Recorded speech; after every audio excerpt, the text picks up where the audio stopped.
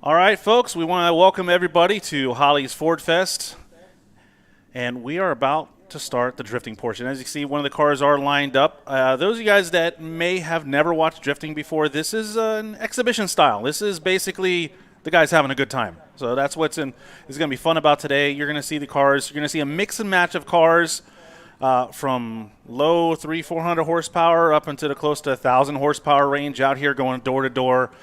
Burning tires, just having the times of their lives.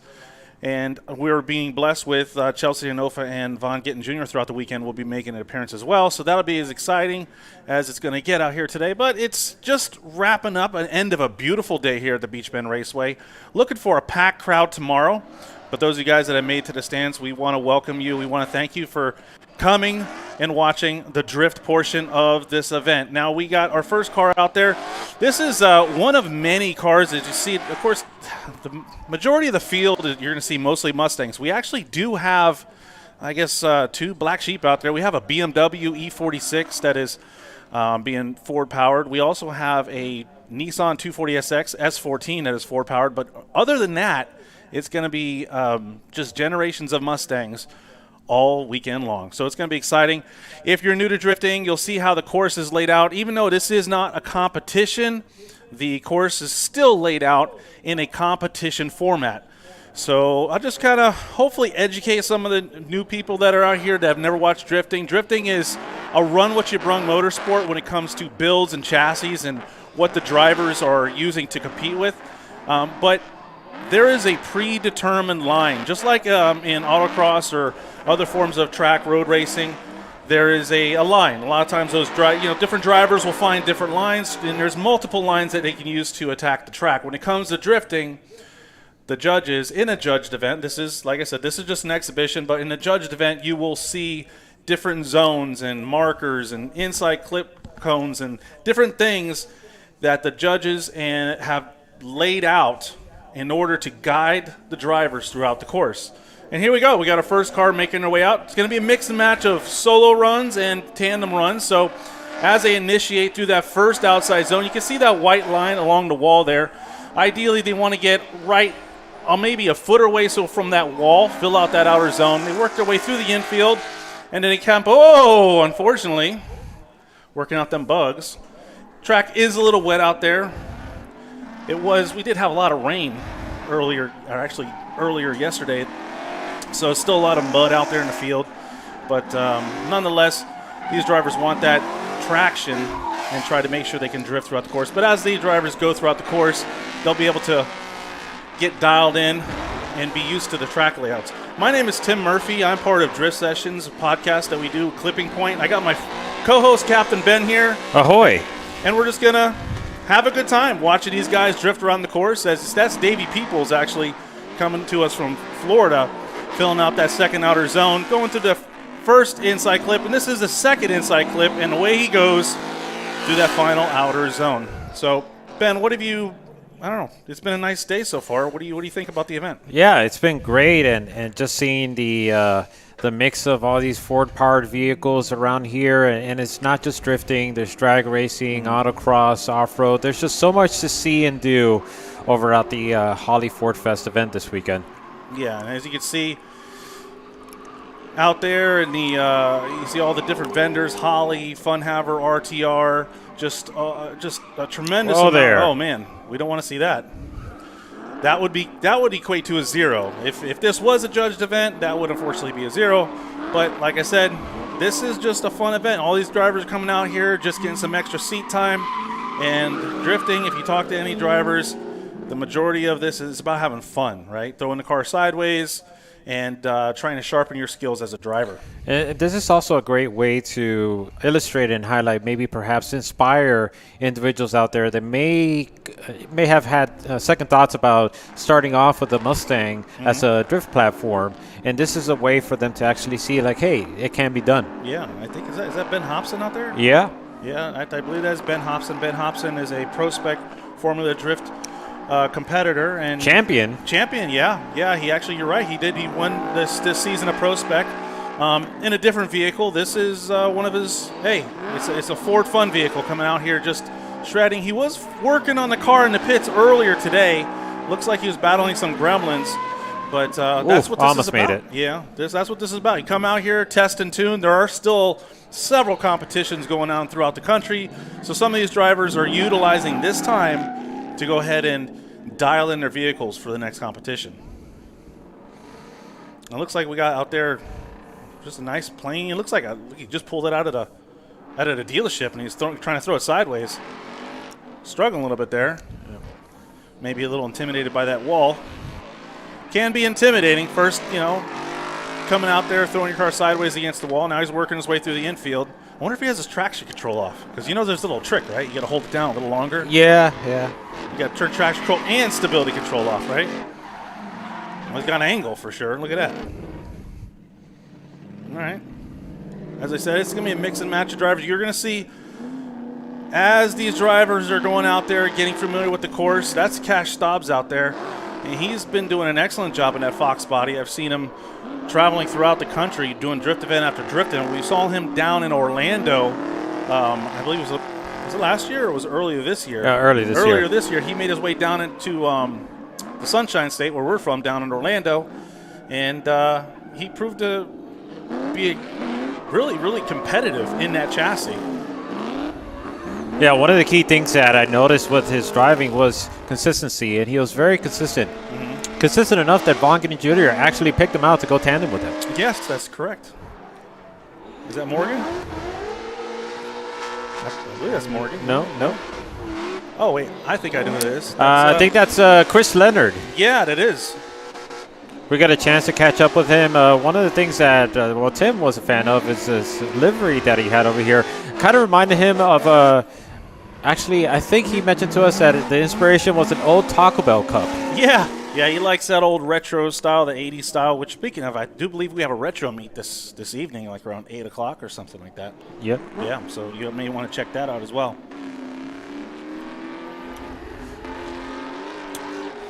Over here, I think this is the first SN95 that we have out on track. Like we mentioned before, these drivers are going to be trying to get their feet wet, trying to get themselves situated with the track, how to get sideways with it, where are the areas that are more grippier than others, so that way they can know exactly how to navigate throughout the course. Yeah. It's interesting. We come here and you see almost all the vehicles out here in the drift paddock utilizing that Ford Mustang. What is this? Oh, goodness, look at that. There we go. This is something out of left field. Yeah, that's definitely wasn't expect to see that. Throwing it sideways. Nice. Hello there. Trying to struggle, trying to keep that angle, but he's doing it. Yeah, he's doing it on the throttle. Doing a great job. Throwing it sideways, keeping nice angle. Not really filling out the zones, but it looks like he's having the time of his life, and that's what it's about. Oh, this is just great to see. Look at this. Just about almost. But still, though, just if you just ignore that part, yeah, very great run. Yes, very promising. Absolutely. Reorganizing the track there a little bit. And considering a chassis that you don't see. No, I wonder. So I wonder if that's a chassis, a truck over another chassis. What's underneath there? Oh, interesting. We'd have to check with them afterwards. Mm-hmm. As you can see, one of our course workers out there, Mr. Goodman. Goodman out there doing a good job taking care of the track, keeping it consistent. All our course workers out here enjoying the beautiful weather, surrounded by amazing vehicles, all these vendors, and just being around something we all love. We can all get around and enjoy hanging out and smelling the gasoline, smelling the tires burning. Here we go, rocking the American flag. Working their way across the course. Oh, not too good on the initiation there, spinning out halfway through that first outer zone. But you're going to watch as these drivers take their turn getting used to the course. They're going to get more and dialed in. They'll get a little more aggressive, a little more confident. Get these bugs worked out. It gets a little nerve-wracking, right? You're out there a little nervous, got to work the nerves out, and then go out there and build confidence throughout the day, and hopefully we'll start seeing some tandem soon. And one of the great things about this event is that it actually allows a lot of these drivers to get the seat time that they need to actually improve their skill level. Mm-hmm. Here we go. We have another vehicle. Started off pretty good, but just fell through, but that's okay as he works his way towards the inside. Oh, a big straighten out. finding the car. You can see that the wheels are straight. That's not what he wants to do. He wants to keep the wheels turned throughout the course. Still, though, he has a lot of work to do if he wants to be able to actually conquer the layout. Absolutely. Some of the different techniques, you'll notice that the driver's utilizing e-brake right there on entry. This driver doing a much better job filling out that first outside zone, but right at the end, just a little too much angle. Not holding it together, spitting out, but getting back in it, back on the throttle. Definitely seems like he has the power to roast those tires. Now he's trying to fill out the second outer zone, but I think he's just a little shooken up after the first spin, unfortunately spinning again. Now, normally in a drift competition, we would see practice, right? You'd see solo practice, then you see tandem practice. And going, on a track that you're not familiar with, is that practice is extremely important. So these guys are just out here having a good time, throwing it sideways, doing what they can, try to ride that wall. Hopefully we'll sort of see some door-to-door action later. Yeah, but the drivers have to be mindful and careful. It's easy for us to say that they're holding back, and it's for a good reason. We've seen many individuals make contact with the wall and actually have to pretty much pack it in for the weekend because of all the damage that they've sustained. Yeah.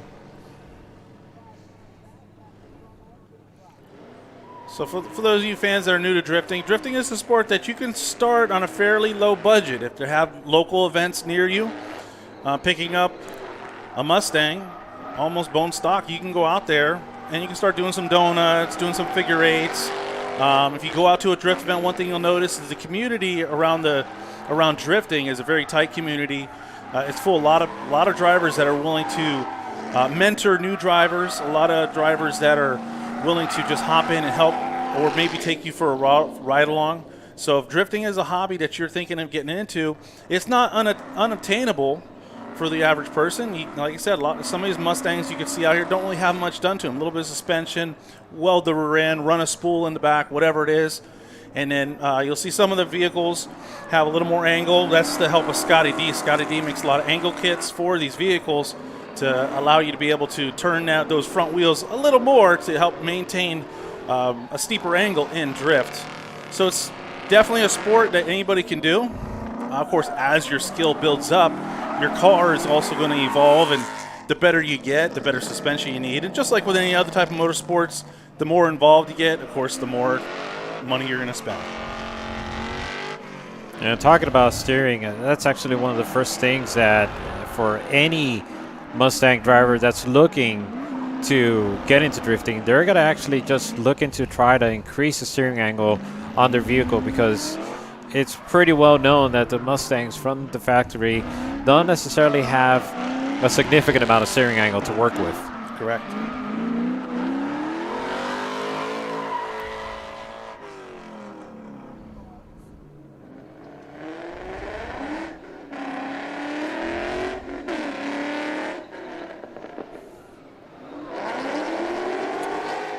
Here we go, another driver. The S550. Starting to become a pretty popular vehicle of choice. It is to start off with their drift program. Yeah, the Mustang, normally when you go to a drift event, aside from in the Pro Series, aside from Vaughn, Gittin, and Chelsea DeNofa, doesn't really tend to be a common platform in most of the drifting venues throughout the United States. It is becoming more popular platform as the parts to allow the car to have more angle, and be able to be more competitive drifting. You're seeing these vehicles be more more popular, right? There's definitely a wealth of aftermarket parts when it comes to axles and power performance parts and transmissions. And a lot of the R&D that has been done as far as for the drag racing guys, the abuse that the drag guys put on the vehicles. The drift guys put quite a bit of abuse on their vehicles as well, but a lot of the R&D and those parts are available for the Ford Mustang. So it really makes a great platform if you want to start drifting. I think what also helps too is that Ford has managed to relatively keep the drivetrain the same, roughly. Obviously, you've had the 4.6 and the 5.0, but for the most part, the rest of the drivetrain, the rear end, they're pretty similar throughout a time span, well, with the exception of the new ones with the independent rear suspension, but with the ones with the solid axle, they're roughly the same for the most part. Yeah, they are. And like I said, there's just and here you go. Here's a non-Mustang chassis out here being powered by Ford. Nissan S14 as he makes his way around the core, around that first outside zone. As I said, this is not a vehicle you typically hear a Ford sound coming from, but that's Paxton Wheeler, nicknamed Pac-Man.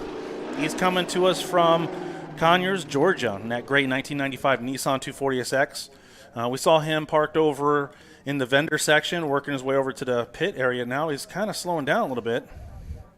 I think he wants us to... maybe he wants you to look at the car. Yeah, up close and personal. Hey, that's a great spot to park. Yeah, I like that color scheme. The red on that gray. Nice. Actually, oh, there we go. And off we goes. See, a lot of these vehicles are utilizing that rear mount radiator setup to help keep these vehicles cool.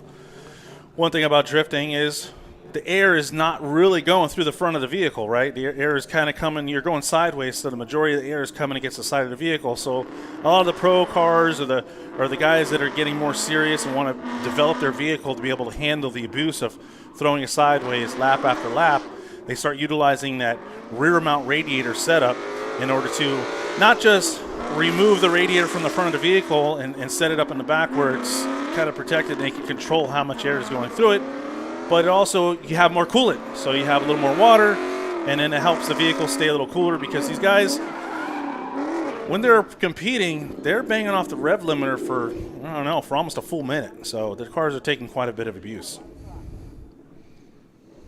Just thinking about a story how one of the track workers was telling us about how there was a vehicle with a rear mount radiator, but yes, nothing in between to cover it.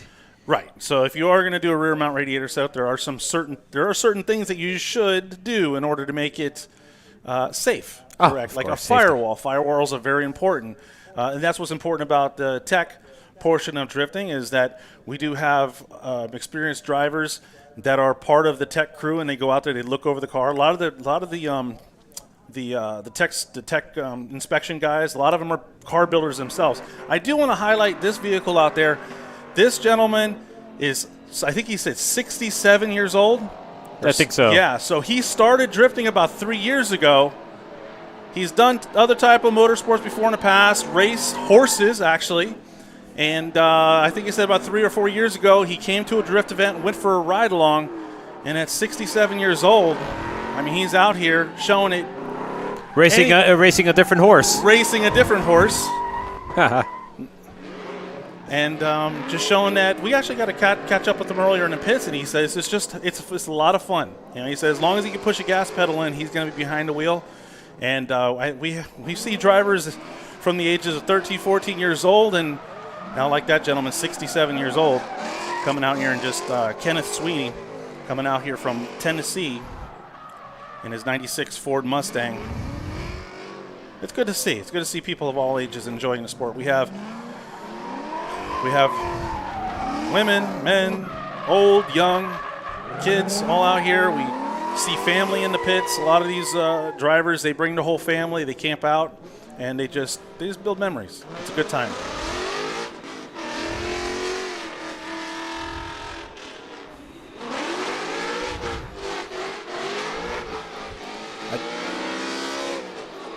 It's looking pretty good so far. Yeah, a little shallow through that first outside zone, but nice angle, nice throttle. That's something that the judges in a competition want to see. They want to hear these cars, these drivers going full throttle throughout the entire course. I think that's Justin Bauer. I think so. I think that's Justin Bauer. I think the name on the side of the vehicle, most likely. Right? Yeah, we'll see. That's a hint. That's a hint.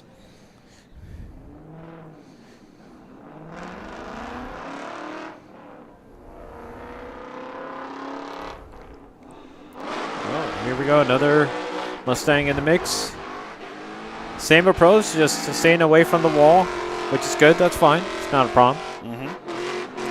Going to the infield, working towards the other zone. Pretty smooth. Yeah. And, well. That was Justin Bauer again. Yeah, Justin Bauer again. Wow. He's just switching cars. He's unbelievable. It's just a Bauer and just a Bauer again, and a Mustang back in a Mustang. Maybe that's not his name. Maybe not.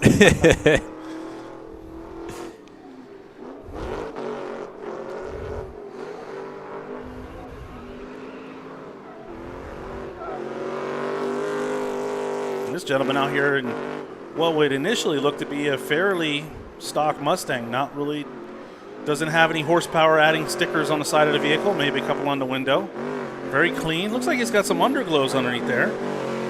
But that was actually a pretty smooth run. Yeah, I think we'll have a better idea if the underglow is once the sun goes down entirely.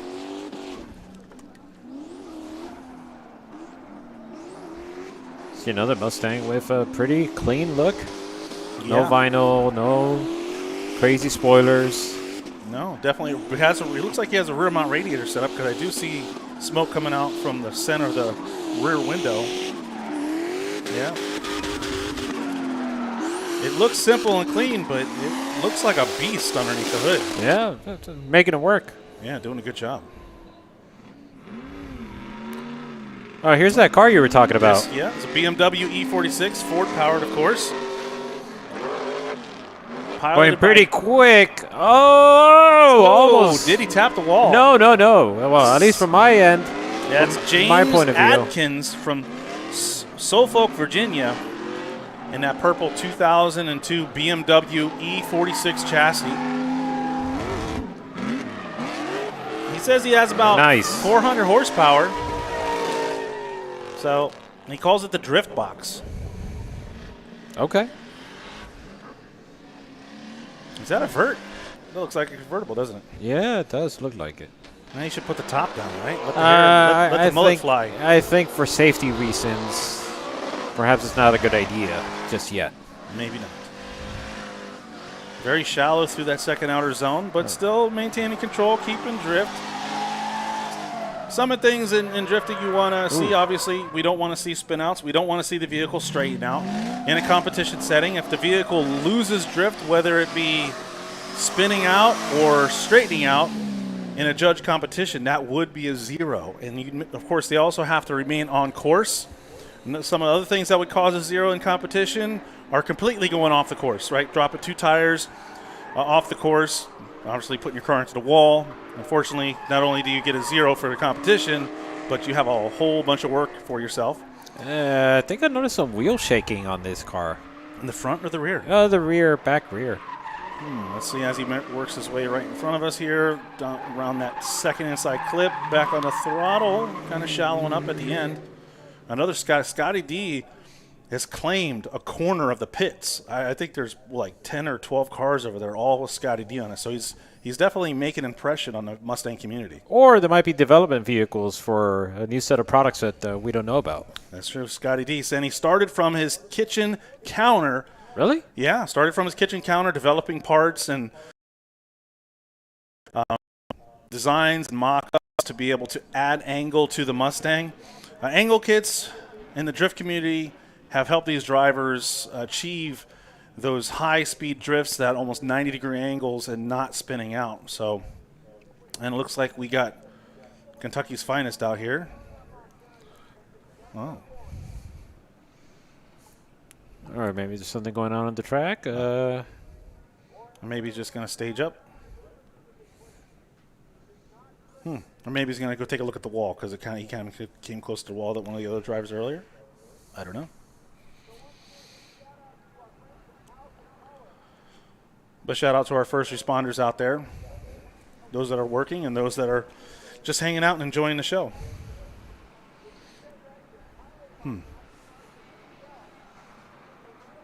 Maybe something's going on over the pits? Not really sure. Well, whatever it is happening over towards the drag strip area. So yeah. Well, it looks like some of the Pied Pipers playing a flute because I see the people starting to leave the stands.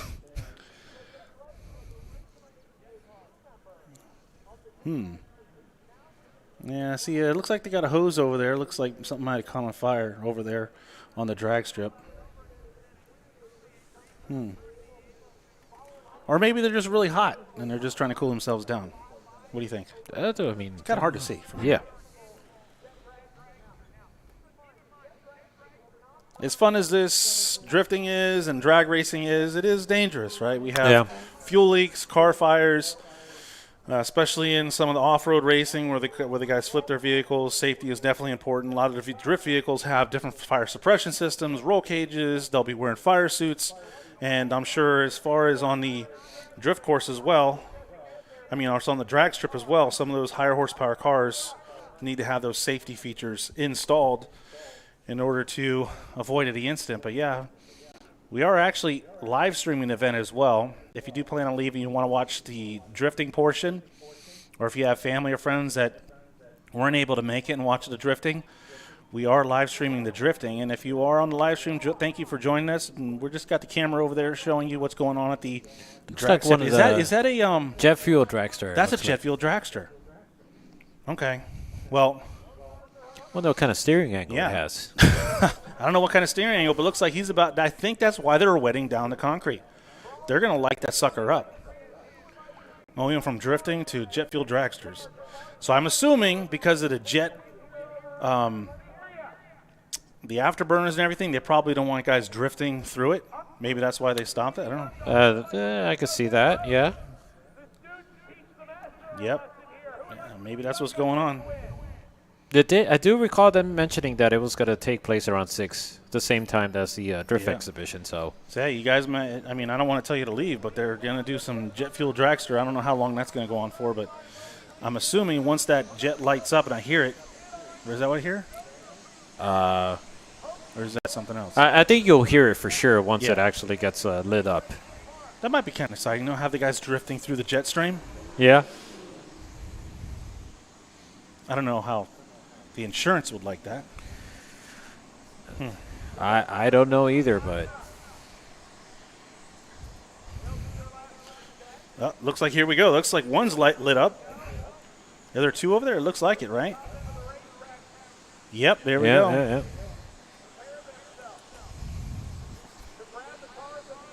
Not the kind of smoke we're accustomed to seeing. But it's still exciting. Yeah, there's two jet fuel dragsters over there. Yeah, worry about that truck that's there. I don't think that's a safe place to be at. Oh, okay, there we go. The thing. It took off there. Obviously, he knows that. I wonder if they're heat-seeking jet dragsters. Yeah, I don't think so. Come on now. Whoa there. Okay, wow. Whoa, okay. Yeah, buddy. That is something else. Wow, hang on. Good. As they let the afterburners go and the pop come out, at about 30%. Now we're going to crank them up a little bit.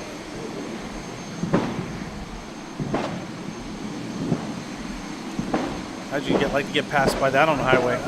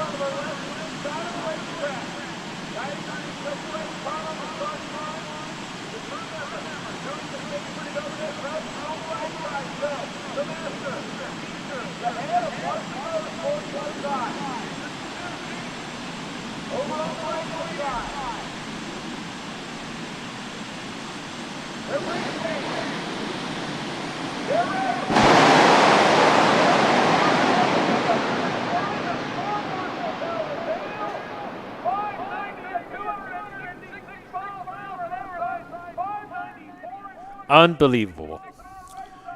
I wonder, is that a Ford-powered jet? I mean, what engine is that? I don't know. Maybe we'll see some drift cars with that. Maybe that's the next step in drifting, jet engines.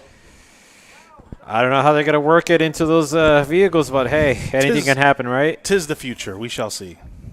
Where there's a will, there's a way. Wow. 1 second they're there, and poof, they're gone. Yep. Well, that was a bit of an intermission, right? Yeah. As you could say, allows everybody to kind of reset, recompose. Yeah. I'm sure they're going to need that after that. I think I'm going to have to watch Top Gear when I go home tonight. I mean, not Top Gear, Top Gun. Top Gun? Oh, Top okay. Gun. I'm going to have to watch a little How bit are of the Top Danger Gun. Zone? Yes. Okay. The Danger Zone. All right. Well, I feel the need for speed. with that done, now we can reset back over to the drifting. Going to take some time to clear out the track.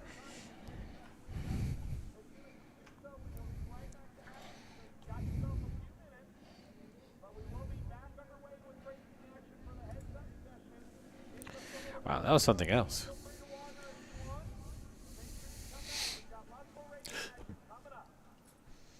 And this whole building shook. Yeah, it was pretty intense. I mean, we're not really that close, and we could feel it shaking I think the I building. felt some of the heat, too, from over here. Mm-hmm.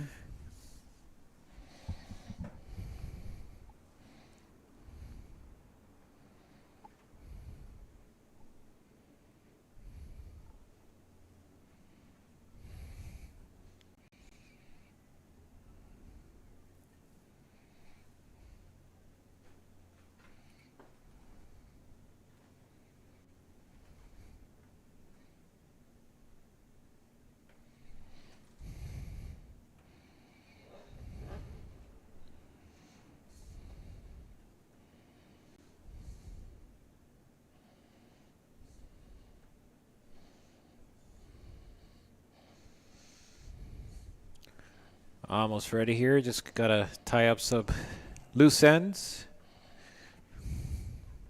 Make sure everybody's out of the way. Track is clear.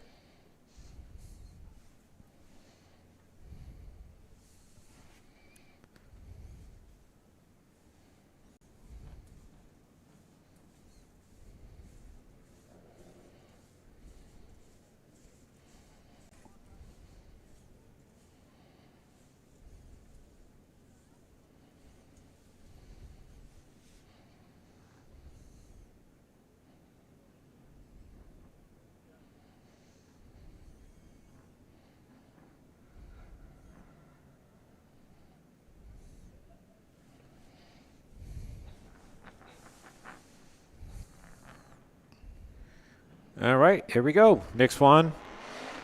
Giving the driver the go-ahead to I go back believe onto that's the course. Rob McCarter from Detroit, Michigan, in that 91 Ford Mustang, small block 302. Partnered up with Holley Performance. You can tag him if you're taking pictures. You can tag him at @secretasian_man.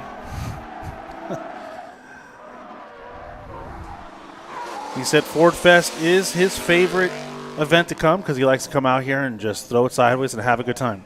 And that's what it's about. This is an event where these guys drivers can come out here, maybe test out some new products like Scotty D, maybe testing out some new engineering, seeing how it holds up underneath the stress of drifting, and or just get some seat time, right? Come out here, get some seat time, and get more comfortable with the vehicle, or maybe you do a last-minute shakedown before you go into a competition. Yeah, that's one of the things that we were talking about beforehand, where how crucial it is to do a shakedown test before major competition, because oftentimes we see drivers, I feel like, making the mistake of utilizing the competition to shake down their vehicles to figure something out, and oftentimes it doesn't work out in their favor because what they were looking to shake out ends up causing their downfall, and they get themselves eliminated from the competition. Yeah. Very important points. There's one of Scotty D's vehicles out here doing some time. They're just he really just took over a whole section of the pit area, and he has just a whole bunch of cars out there. Is that Morgan? It's kind of hard to tell. Yeah, I believe there's Morgan Drifts out there representing the ladies. Actually, we just saw another lady out here, Amber, with the white and black Mustang with the American flag on the roof. Oh, okay. So definitely coming out here. Morgan does a good job. She makes her way throughout the country, and she does event after event, and exciting to watch, right? When she goes into competition, she's still newer into drifting, but she's really having a good time, showing that she has what it takes to come out and be competitive. So as you can see, hot girl written on the back of the vehicle, Morgan Drifts, representing the ladies.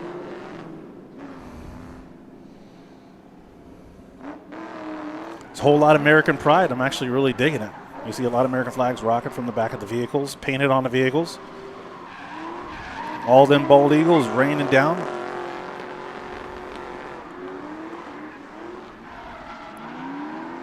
Oh, unfortunately, a little straighten out there coming out outer zone number 2. Well, it looks like he's still holding it together, and let's see if he can hold off around the outer zone number 3, and hey, he works his way off the course.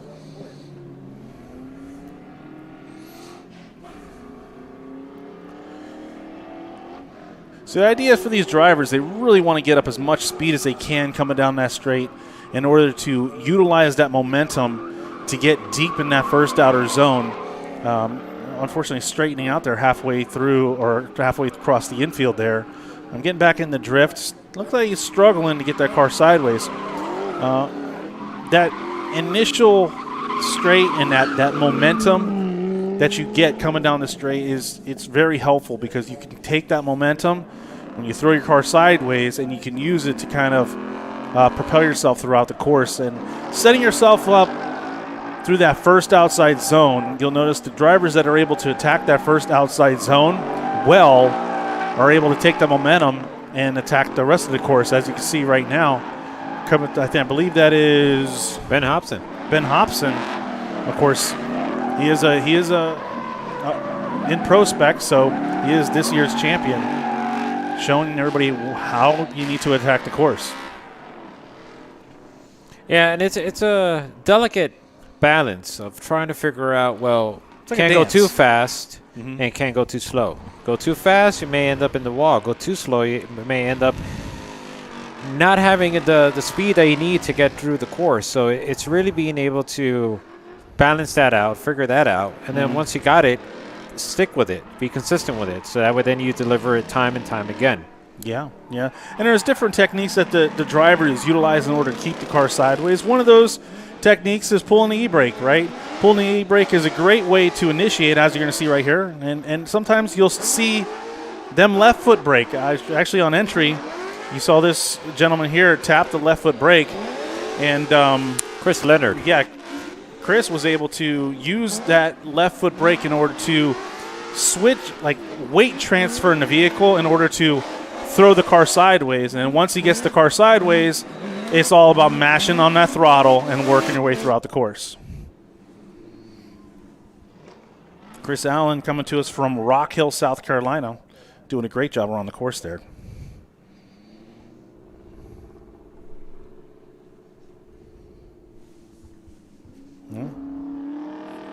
Oh. It's all right. Chris Leonard. Wrong Chris. All right, Cash back at it again. Wasting no time to get back out on the track. Usually the drivers will wait for the smoke to clear out so that way they could get a clear view of the track, but Cash was just like, nah, I got this. And it looks like he's doing a good job at it. Yep. Cash, his nickname Cash Money, from Williamstown, Kentucky, in 1988. Small block 347 stroker. He says he has about 370 horse underneath the hood, so he's on the lower end of the horsepower on some of these cars out here, but he's shown that he can make it work. Yeah, but I think it helps that the Fox body isn't known to be heavy, per se. Correct. I mean, especially when you compare it to some of the new Mustangs that are out here today. Yeah, I believe this is Dylan Weber from Silver Creek, New York, and that snakeskin green 2003 Ford Mustang. It says a stock 4.6. And we asked him how much horsepower. He said, I don't know, 230 maybe. He didn't really know. On a good day. On a good day. Downhill with the wind. Yes.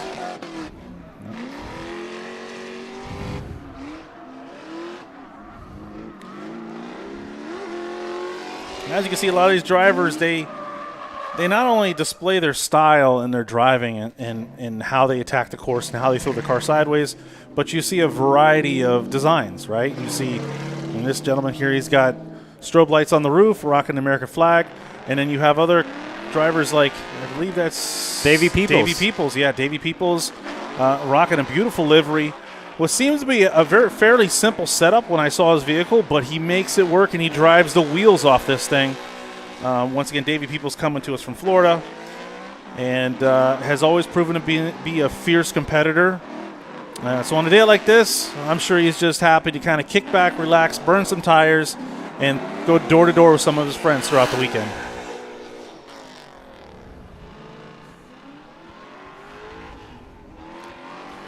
I believe that is Austin, the sideways sheriff, out there on the course right now. Austin, he's making his way throughout the country. I mean, we've seen him actually on Discovery Channel TV show called Getaway Driver. So if you haven't heard of it, you can check it out. It's called Getaway Driver. It's on Discovery Channel, and you'll see Austin in an episode where he actually almost totally destroys that vehicle trying to get away with the cash. So give it up for Austin, the sideways sheriff.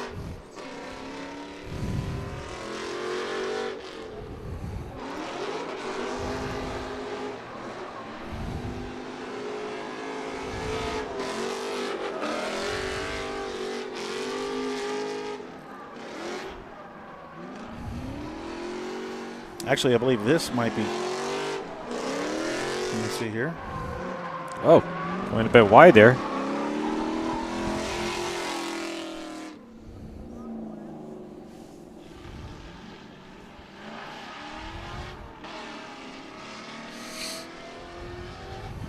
Good speed coming down the straight as he works his way through that first outside zone. Coming in shallow. This track is kind of deceiving when you're watching it on the live stream. It looks like it's almost completely flat, but when you actually go out on a track, you realize this does have a slight bank to it, and it is pretty much an oval. It's just very deceptive looking as you're watching it through the live stream or you're watching it up in the stands. It's only when some of the drivers kind of go off course that you realize, like, oh, there's a dip. Yeah. It's like the inside of the course is lower than like the center. It's the way it like kind of arches up like that, bubbles up in the center. It does become a problem when it rains because obviously the water is going to want to build up there, and then absolutely, it's not easy to push that out of the way. Mm-mm.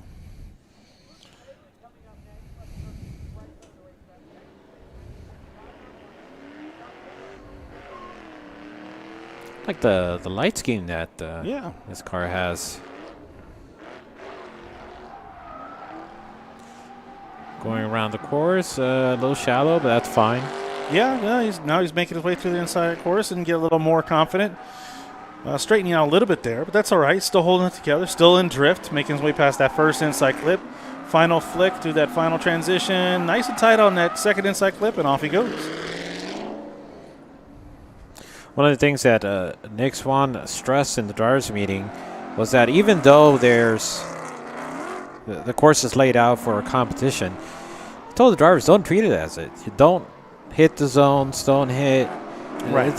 You're not obligated to do that. Just utilize it. Just drive how you want to, but at the same time, don't go too wild. Don't start creating your own course. Mm-hmm. But utilize it as a guide to help improve your driving. And those drivers that do come out here and compete, this is a good time to get a lay of the land. Go out there and attack the course as you would any competition, improve your skills. But, Ben, yeah, you're right, Captain Ben. This is not about trying to get nice and tight in the clips and score high points. This is just about come here, have a good time. Hopefully we can start seeing some tandem practice shortly. And to stress this enough, it's an exhibition. It is an exhibition. It's a showcase. That's right. Of what, well, for the most part, what Mustangs are capable of. They're not only capable of drag racing, autocrossing, so much more. Yes. But wait, there's more. Oh, okay. Oh, very kind gentleman there. Most of the time the drivers will sit there and just run it over and drag it all the way throughout the course, but he actually was polite enough to stop, back up. Maybe he doesn't want to damage his bumper too much, but that way we can get that course set back up again. It did throw me off when I saw the car reversing. I was like, whoa, what's going on over here? Yeah. So you're trying to go for a reverse entry of some sort? But reverse exit. Oh, okay. All right. Exit. Well, Exit stage left. He's doing it wrong then. Yeah.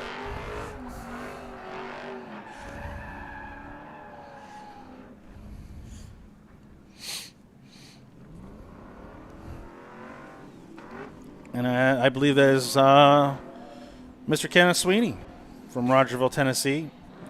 Chester Cheetah print. Yeah, rocking the Chester Cheetah print. He's always been a Ford fan. And as I mentioned earlier, the gentleman's almost 70 years old out here throwing it sideways. And when we asked him what got you into drifting, he said, I went for a ride along. And as soon as I told my wife, I wanted to get into drifting in his early 60s, she was like, oh boy, here we go again. Chris Allen now. Started off pretty aggressive, but then fell through halfway through the first turn. Trying to get himself still familiar with the course. You see that he's making adjustments to try to keep the car in drift. Well, I'll tell you what, Nick is really starting to send the cars. They're going down the straight before there are other cars coming off. This is good. This is what we want to see. We want to see these guys getting seat time and getting just hot lapping. Well, we have until 8 o'clock. So. Well, it's we still got another hour. Oh, wow. Okay. Yeah. Oh, just, hey. Knocked it over, and then it just went back up. It's like, nope.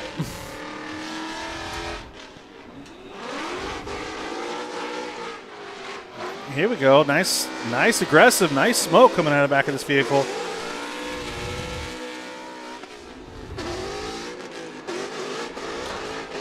A lot of adjustments there, a lot of e-brake, grabbing, making sure they're in the right gear, doing a good job just getting through that final turn and just laying on the throttle and the brakes at the same time as they exit. And back again, we have that pickup truck that we saw earlier. This time around, though, just wiping out midway through the first turn. As he gets back on course, looking to find his way back. Oh, there we go. Get a little saucy there. Yeah. Throwing it too sideways. All that smoke out there, it's probably hard to navigate. Yeah, it's going to be difficult with the lights going down. Well, the sunlight going down, and then you have the track lights. It's going to almost create like a bit of a smoke screen with all the smoke in the air. Yeah, so I believe this is Justin Bauer. So I was looking through some of the information we have here. The red with white decals with the Justin Bauer, I believe that is Cameron Griffin. And then this is actually Justin Bauer coming to us from Durham, North Carolina. Okay. The blue with the white stripes, 2015 Ford Mustang. He's got a 5.0 second-gen Coyote motor. And he's partnered up with Silver Suspension, Cosmos Racing, Drift Dreams, Scotty D Racing, Pyrotech, and many others to help him come out here today.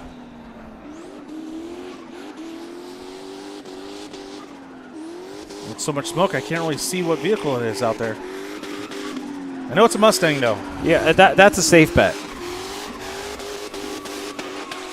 So you're all black. That's the one that I believe you mentioned earlier had the rear mount radiator. Mm-hmm. And we highlighted and stressed the importance of making sure there's something in between you and that radiator, because the last thing you want is for the radiator to explode or just burst out somehow, and then it starts Definitely don't want throwing hot radiator fluid all over the place, and next thing you know, you end up with some pretty severe birds.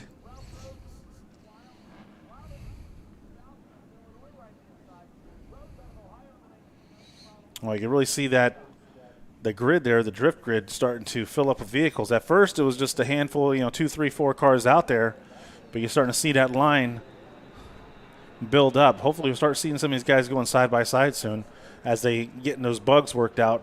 They've been practicing for almost an hour already. And what is a drift expedition, right? I mean, exposition. Yeah, I gotta work on Expedition. That's another Ford that. vehicle. That is another Ford. We should see.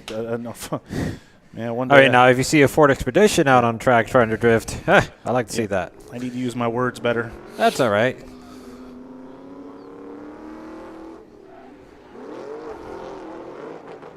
Ooh, struggling there, trying to get it sideways through that first outer zone.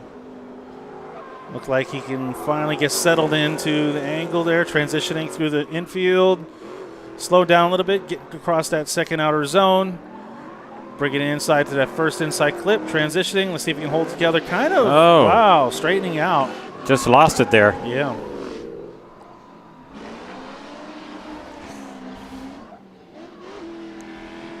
This driver just fell through to the first turn, just avoided that wall completely. Trying to make some adjustments to make his way through the first center clip. Does a good job there. Trying to get that car settled and situated into the right angle that he needs to get by. So obviously needs some has some work to do. But back at it now, we have that BMW that we mentioned earlier with the Ford power James plant. Adkins. Yeah.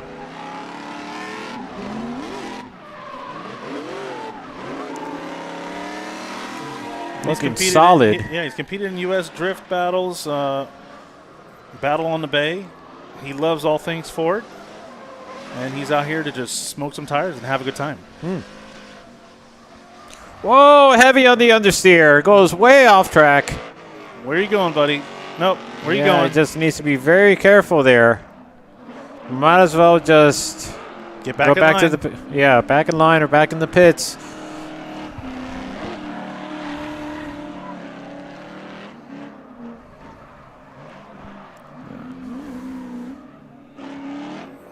I believe this driver, his name is Hunter Hobbs from Moundsville, West Virginia. Orange 2005 Ford Mustang. I would say that's orange 2005 Ford Mustang.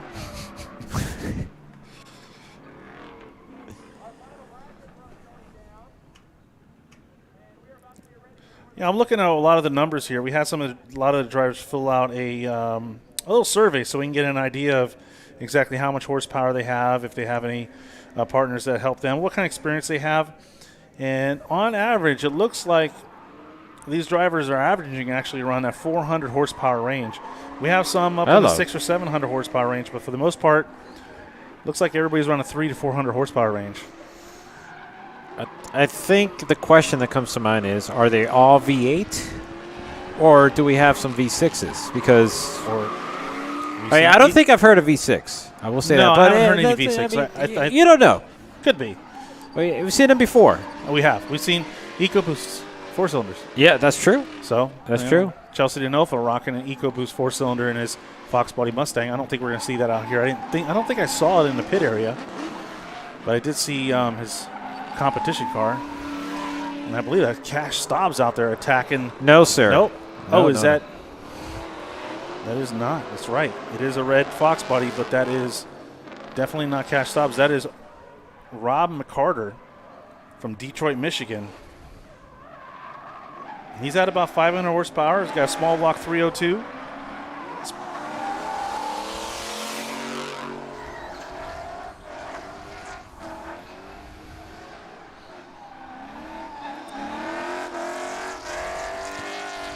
Here we have another Scotty D development vehicle. Yeah.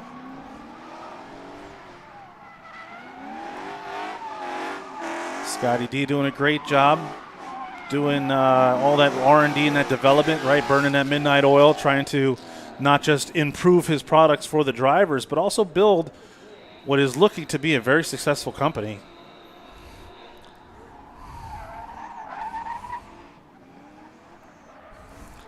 And I believe that is Amber Berryman from Athens, Georgia, at her 96 Ford Mustang. She's on the low end. She's like closer to the 200 horsepower, and you can see, she needs wow, some. Yeah, okay. 200 horsepower ish is makes life a little difficult in drifting. Yes. Those especially in a moderately sized track, I would say. Absolutely. You can hit her up at Amber_drifts, and she said she's here for fun. And that's Morgan Drifts out here throwing down, representing the ladies.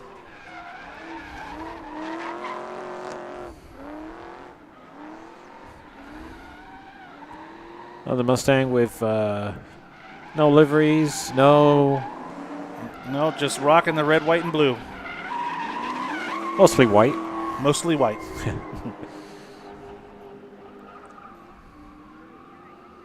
That was Chase Rogers, actually. Okay. They call him mac and cheese. Mac and cheese. Mac and cheese is what he said. Okay. All right.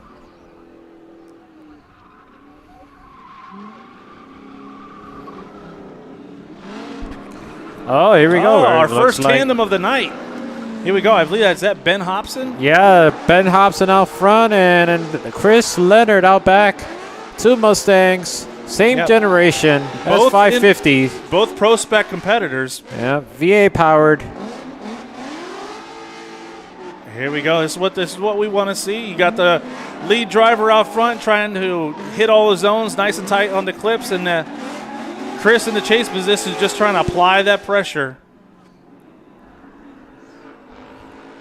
Good job from both of the drivers. Yeah, that's what makes it drifting so much fun to watch when you get into the tandem competition where these drivers are going door to door, and it's that cat and mouse style of competition. It's a judged event still at the end of the day, but you have that lead driver and the chase driver, and the lead driver's just out there to try to put down a stellar run, try to fulfill all the zones, have nice speed, nice angle, just be on that throttle, and that chase driver's doing whatever he can to just stick it to the door of the lead driver to see if he can cause a mistake. Whoa there. It's like got a little carried away on the exit. Wasn't able to make the switch. Yeah, he looks like he's been struggling a little bit.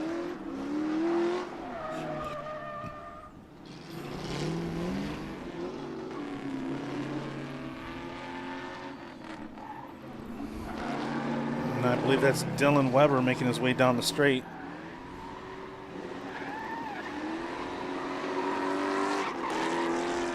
He said he just focuses on local grassroots events. He likes to meet new people, come out and just sharpen his skills, hang out with his boys, and just have a good time. A lot of these drivers, they like to go to these drift events and they're not really too into the competition aspect. They're really just coming out and just trying to burn some tires and have some fun. And now Austin, the sideways sheriff, is making his way down the straight and around that first outside zone. A little shallow there, trying to get a little deeper in the angle. Now he's working his way across the infield. Nice little flick, trying to get deep inside that second outer zone. Kind of missing that zone. Let's see if he can get that in. Transition. Final inside clip, and off the course he goes. Austin, the sideways sheriff. Oh, we have another tandem. Is that? Yeah, that's David Peoples out front with Cash, Muddy Cash out back. David Peoples struggling with the first turn at the outset, but here we go as they make the way towards the infield of the course. Cash now making some corrections on the chase position as he gets himself recomposed. Davey Peoples with a lot of angle and goes off course, leaving Cash no choice but to shut it down.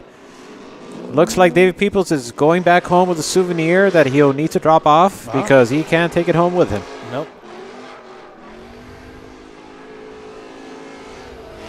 Yeah, I'm really falling in love with those little Fox bodies. Yeah? The coupes, yeah, they're a really good looking car when you start throwing it sideways and you throw those wide body kits on them. Mm-hmm. Bone stock, I'm not so much of a fan. But once you drop down nice wide wheels, throw an angle kit on there and spruce it up a bit. Yeah. It's a good looking car. Remember a long time ago I got to drive one, and one of the notable things that stood out was how much play there was in the steering. Well, that's just extra steering. Right, but it's just just not extra something. steering. It's not something that you It's a want. bonus. Extra steering. Wait, what? It's a bonus? Yeah, it's, you know, Is it? Was it optional, or was it just a? it's just extra. Just extra. Okay. Just extra. Wow. All right. That's good to know. Yeah, so you didn't have to constantly be on the wheel. You can kind of just let it go. Okay.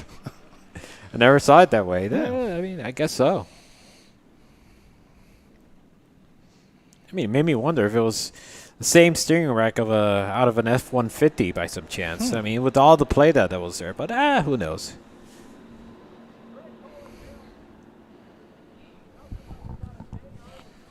Wow.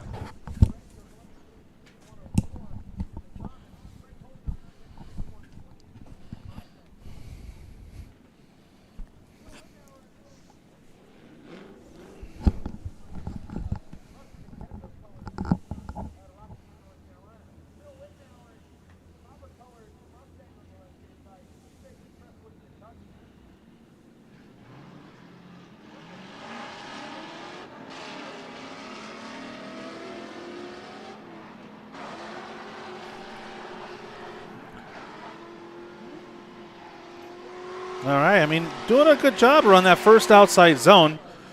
It looks like this vehicle's seen some battle, seeing how he bandaged that passenger side front fender there. But it's holding it together. Nice transition around that final inside clip. Almost getting kind of a little close to the wall there. Not too bad. I want to see some more tandem action, though.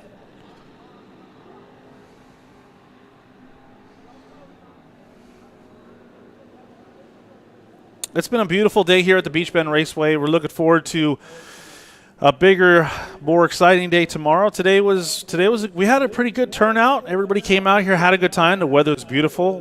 We're getting to see some drifting, some drag racing, some jet cars out there. Been able to walk around the pits. There's a swap meet out there in the part of the track over there closer to the front. And there's actually a theme park here. Those of you guys that are watching live streaming, you've never been here before, there's a theme park here. There's a water park. There's all kinds of rides, roller coasters, and there's a lot to do here at Beech Bend Raceway. And that's what makes us so unique and so exciting to come out here. And right now, this gentleman's filling out that second outside zone. Ooh, coming away shallow, straightening out, unfortunately. But get back in the drift there. Once again, this is just grassroots. Let's have some fun. Let's burn some tires, come out here, and just have a fun day of drifting. And that's what this is here at Ford Fest in Bowling Green, Kentucky. Oh, here we go, tandem. Both drivers sharing a very similar livery. Lead driver seems to be pretty dialed in. Chase driver is trying to close that gap as they make their way across the center, transitioning. Maybe a little team tandem action here. Look, that's pretty good. I like that. They both have the same livery. Both have similar neon glow. Oh, spin out there. I believe they're actually set up in the pits, and they're actually selling some merchandise, so you can buy some shirts and whatnot in the pits. A lot of these drivers are utilizing different things to help support their habit, I guess you could say, or their program, selling merchandise and different things, or just trying to rub elbows with the right people and try to gain those partners and be able to help them build their program.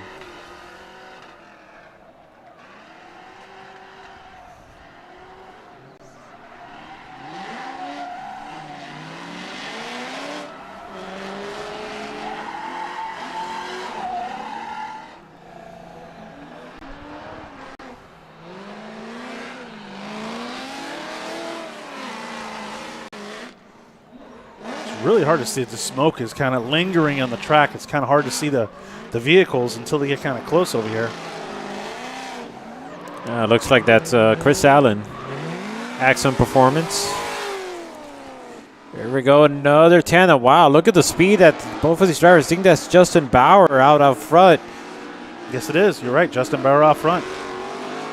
Just rocketing his way towards the first turn, going to the second portion of the course, making a bit of a correction there, but driver in the chase position doing a good job of just staying there, managing his way. Oh, major correction as I spoke too soon.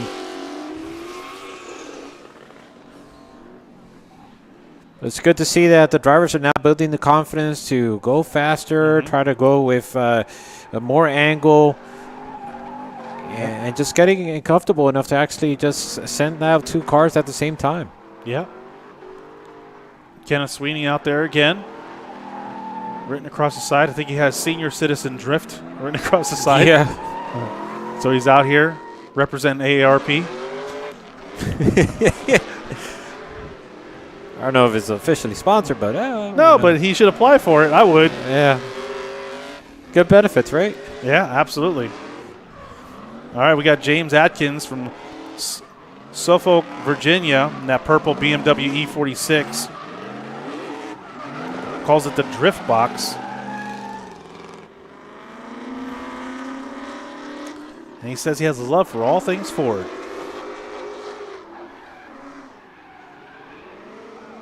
Oh, so it's losing drift towards the end of the first turn. I see a lot of these drivers kind of struggling through that first outside zone. You really got to attack that first outside zone with a lot of confidence. You got to get that momentum down the straight. Because if you don't have that momentum, you don't have that speed as you initiate, you just fall way inside, and then you end up struggling, and you're straightening out, and you're fighting the car way too much. So it's really important that these drivers try to get as much speed going down that straight as possible, and really just throw that car sideways into that first outside zone and utilize that momentum to stay nice and wide. Once they set themselves up nice and wide through the first outer zone, it's setting themselves up for the rest of the course as well.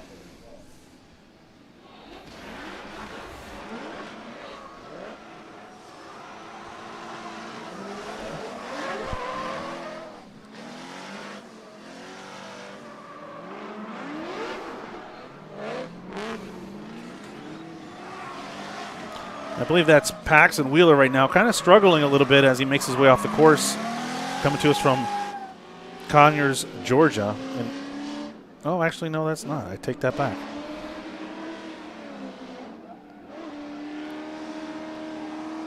That was Nick Damon.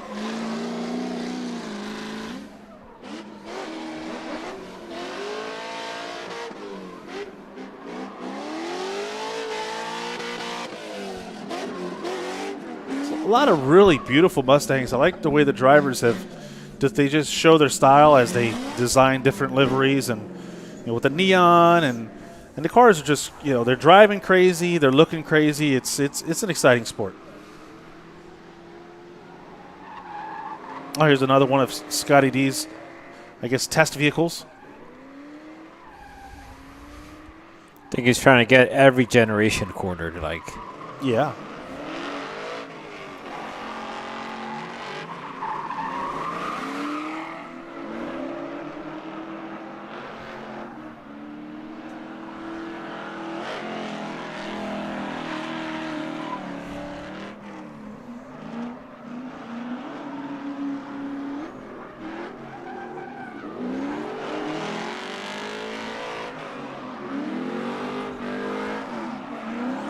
Whoa, getting very close to that wall there.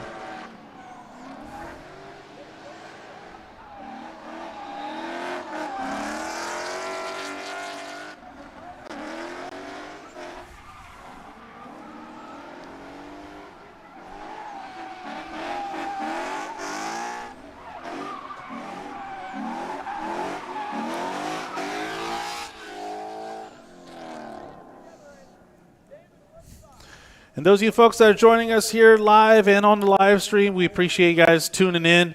If you're just joining us, this is Holley's Ford Fest, and this is I don't want to say it's a test and tune. It's just a time for these guys to come out here, and it's a fun day, right? It's just something that we see fun hover vehicles out there. Everybody's having a good time, and we're hopefully getting new fans around the drift community, maybe people out in the stands or people that are tuning in for the first time live that are thinking about getting into drifting. One thing that's great about drifting is the community that's around it and how welcoming they are. Get a vehicle, pick up a Mustang, go out to your nearest event and have at it. And you'll be surprised how many of these drivers are willing to just help you gain experience, right, and help you to learn and develop your vehicle. And hop in the driver's seat with you and just teach you how to work your way throughout the course. Yeah, and if you're in the area, at Bowling Green, come on out. Yeah, Scotty D's close. Yeah, that's true. We have another whole weekend. That's we have right. more drifting, more action of all various types happening tomorrow. I mean, tomorrow is going to be, I would say, it's the main event. So many things are going to be happening tomorrow. And along with some things still scheduled for Sunday. So if you're in the area, if you have friends and family that are still thinking about making the trip, we still got time. Yeah, come on out. And if you can't make the trip and you want, or if you're leaving today and you're not going to be able to watch drifting tomorrow, you can check us out on Drift Sessions YouTube page and watch it on the live stream. All right. Pickup truck back at it again. Still struggling with the first turn. Doing a much better job this time around with the second half of the course, but now it just decides to wipe out right before the end. But I got to hand it to them. He's out there. Mm-hmm. I'm really curious I'm going to take a look at that vehicle later on in the pits. Right now we got Morgan Drifts out there on the track attacking that first outer zone. And she's starting to, you can see her confidence building. She's going around the course much faster this time as she makes her way past that first inside zone. trying to pull it nice and tight.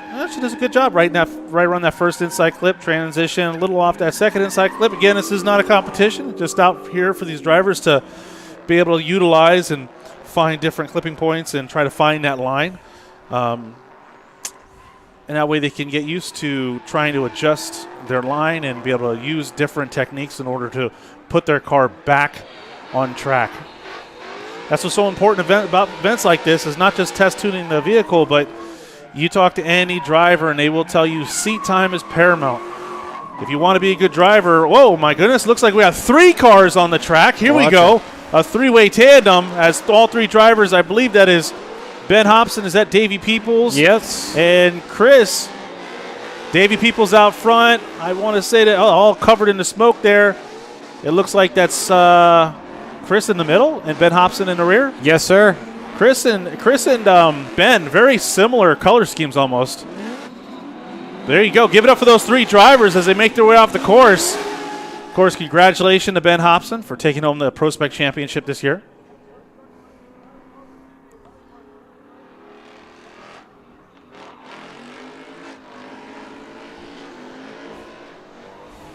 I just realized that we didn't have multi-car. I mean, well, we did have tandems at LS Fest previously, but we didn't see 3 or 4 car tandems, so we may be able to get that this weekend.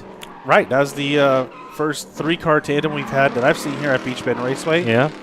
And, man, look at the moon. That's pretty cool, just kind of peeking over the trees there. That's, yeah, I see that. Yeah. Halloween's near. That's true. It's gonna get spooky.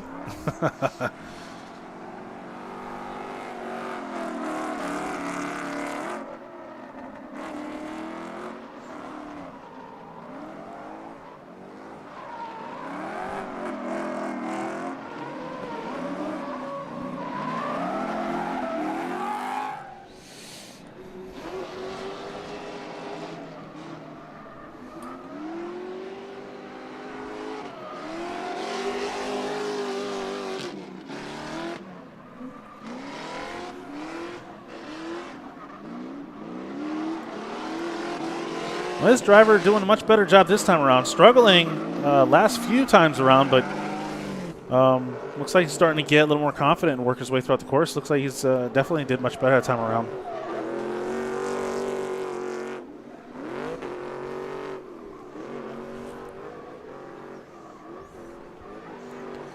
Driver still having issues with the first turn, as we've noted before.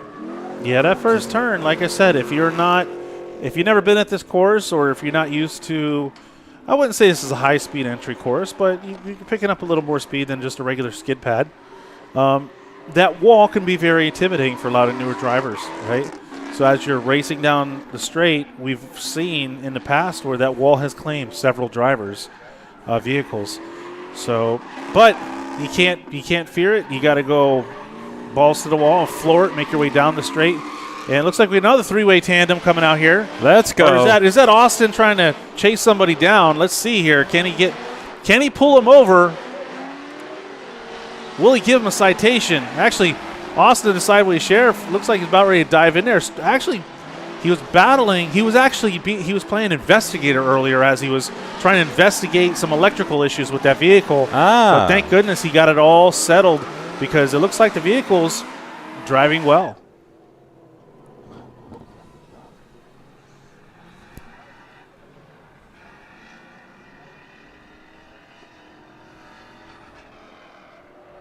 Yeah, you got the drone over here. Hey, hello. How you doing? We got a little visit from the drone, our drone friend. Watch out for those power lines. Yep, watch those power lines, buddy. Here you go, back at it. Oh, okay. Well, I mean, trying to take a shortcut to exit the course. That's the only way I can explain that. Exit stage right. Yeah. Like knocked one of the cones out of the way, but Zach's on the case. Zach is on the case.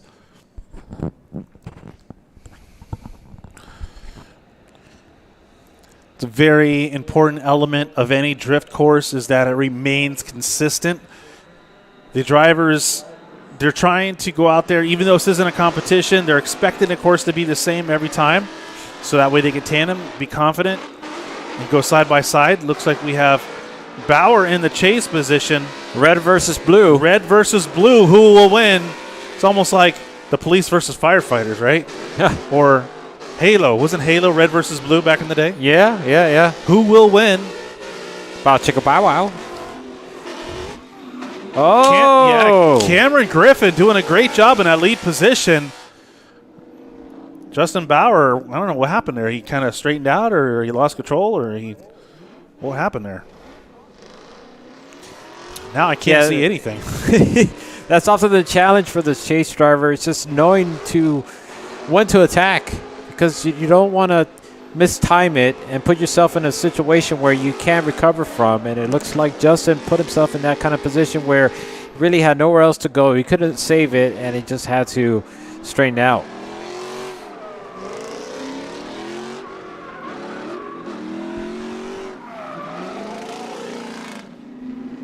So I'm starting to see more drivers get confident, starting to see some more tandems, and that's where it gets fun, especially as a driver.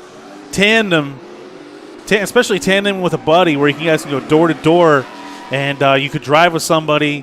Whoa! Unfortunately, straightening out there in the chase position, but James able to get back in the groove there, hopefully, and dive back in for the attack. But this is what it's about. This is where it's most fun.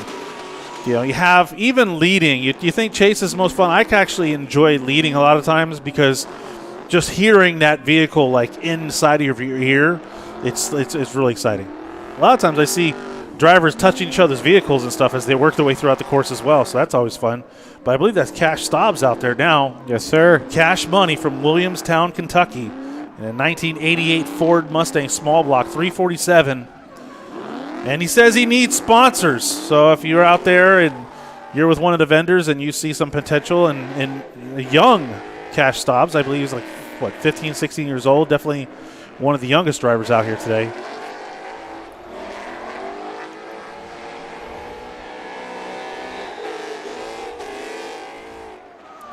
Oh, both drivers out now.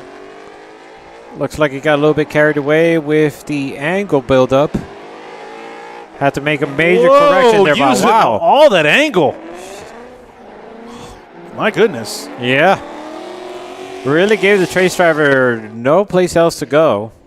Right. I mean, he didn't spin out, but he actually used so much angle, it was like almost a sideways stall. Not what we want to see. We want to see a little more speed. But now on the track, we got Mr. Kenneth Sweeney kind of struggling. There. Whoa, kind of struggling around that first outside zone. Once again, this is our Mr. Senior Citizen Drift, Mr. Kenneth Sweeney out here, about 67, 68 years old, and started drifting in his 60s.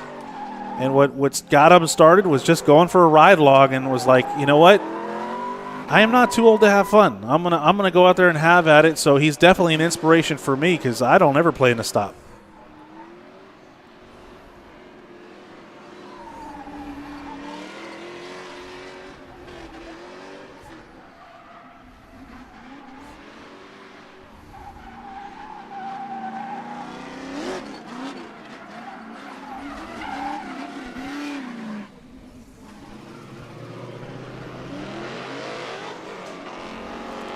All right, here we go. No tandem, same generation vehicle. Yeah, lead driver, not too bad. Kind of midliner on that first outside zone. Let's see if the chase driver can dive in the pocket, apply that pressure. And starting to reel him in, but unfortunately kind of straightening out there in that chase position. You know, some of the techniques the drivers could utilize in that chase position. Whoa, running way wide there at the end. But some of the techniques the drivers can use in a chase position is sort of cutting the line, right? Taking a shallower line throughout the course, which means it's a shorter path. So you should be able to dive in the pocket and get back in the groove and apply that pressure. Obviously, you don't want to do it too much because then it doesn't look good. Yeah, it becomes a thing where what are you willing to sacrifice? Because you have to compromise either your line, your angle, or a bit of your speed just to be able to get back up back against in the groove, right? your competitor. Well, I think that's Amber in the chase position, right? And that is... Looks like it. Mr. Secret Asian Man. Yeah, Secret Asian Man out there in the lead position. Ryan McCarter. Not so secret anymore, right? Not so secret. Ryan McCarter in the lead position. Amber trying to close that gap, but she kind of gave some cushion there, right? So they weren't really off the line at the start. And when you watch competition, you'll notice that the chase driver wants to be side by side with that lead driver, right? They don't want to give any I don't know, head starts or any additional lengths to that lead driver, especially if in drifting it is a run what you brung. If you're battling a higher horsepower vehicle, one of the things you could do as a chase driver is kind of roll start. That lead driver is bound by the starting, either the gentleman that's running the start line or the start light. The chase driver isn't. So one of the things you'll see him do is kind of roll start. Oh, there. We have Ben Hobson back in the mix, and it looks like Davey Peoples is out back trying to chase him down as to make the way through the touch-and-go area, switching around towards the infield. Look at Davey Peoples with the speed that he had capitalized on to try to close that gap up against Ben Hobson. And it looks like it didn't work out as Ben Hobson is going out of his way to do a great job in the lead position. Yeah, we want to see more tandems like that.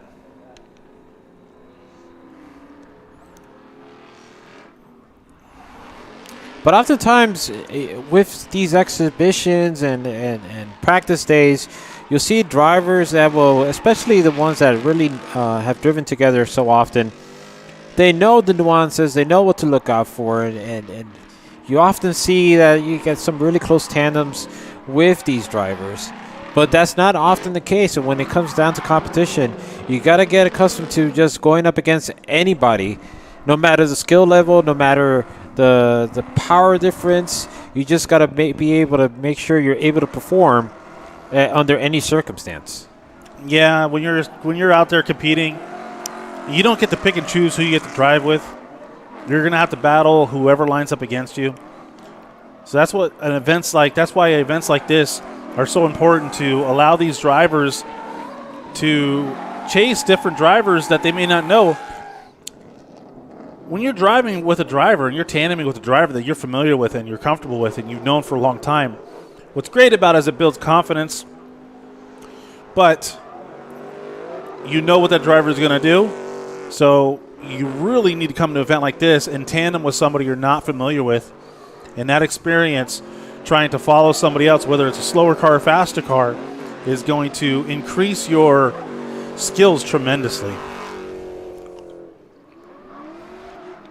I really just want to shout out to Holley and for putting on this Ford Fest event and allowing these drivers to come out here and everybody come out here and just put this venue together and just be a place where everybody can just bridge that gap between motorsports. There's not many events that provide this type of mingling of motorsports where you're going to have burnout competitions, you have autocross going on, you have drag racing, you got drifting, and a four-way battle, it looks like, on the course right now. Austin, looks like Tim Wallace out front. Austin, a sideways sheriff. Chris Allen. Oh, and then the BMW E46 out the back. Both drivers, Tim Wallace, doing a good job setting the pace, setting the line for the three drivers in the chase position as they make their way around. Doing a good job, folks. Tim Wallace. Give it up for all four of these drivers. Yeah, that was good. Tim Wallace out front. Austin, the sideways sheriff. Then Chris Allen. And last but not least, James Adkins. I want to see some more of that. And that's where it's getting there. It's getting there. We started off 1, then 2, then 3, and now 4. I mean, who wants to see 5? Maybe want to see 5 cars going at it? There we go. We got one gentleman over there here. There we go. 5 cars. All right. There we go. Maybe we'll see it. We got 3. We're working up to it. Yeah, once you start getting into that 3, 4, or 5 car tandems, that's when it really starts to get exciting because the lead driver almost, he's got a lot of responsibility on his hands, right? Because he needs to lay down a nice, solidly run. We call it the bro line, right? You want to run the bro line. You want to be nice and wide. Allow a lot of room for the guys that are chasing you to be able to fill in that gap. And then it's just driver after driver is just trying to just get as close as they can. And it is extremely exciting. Actually, when you're in the middle of the pack and you're watching 2 cars in front of you and you look in your rear view, you see 1 or 2 cars behind you, it's just that excitement and fear and everything, like, okay, I got to make sure I don't spin, I got to hold it together, but then at the same time you're hoping the guys in the front aren't taking you way off course, because a lot of times when you're in the chase position, you're just watching the driver in front of you and you're hoping he's doing the right thing, because if he goes off course, there's a good chance you're going to follow him you're going to fall right with him. All right, we got Amber Berryman out there from Athens, Georgia, attacking the course now, trying to get settled in that first outer zone. Actually looking pretty good this time around. Nice transition, attacking that second outer zone.